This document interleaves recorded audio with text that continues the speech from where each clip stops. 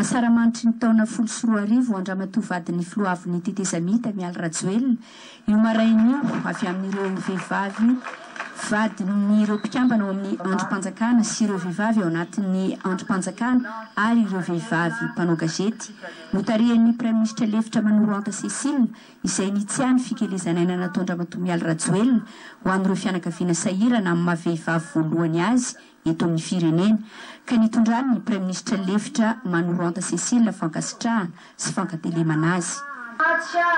Ireo asa fanasoavana maro dia maro nataonao.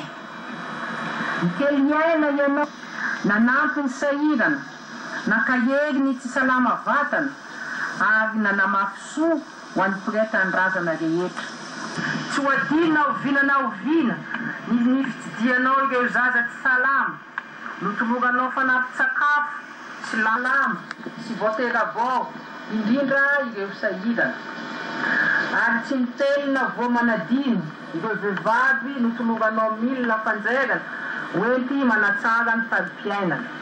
Anana andro lavane ianao, anana hery sy fahasalamana lalandava. Faliana isanandro no hodiavinao sy ny ankonanao mandritra ny taona 14 ity.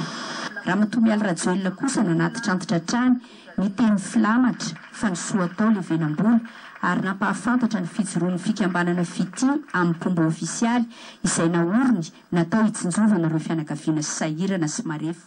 Rehefa ny tokony sy voatsaraina hoentina anasavana ny mpiretan-dovana amintsika ary indrindra ny antony fisian'ny fikambanana iray izay natsangana.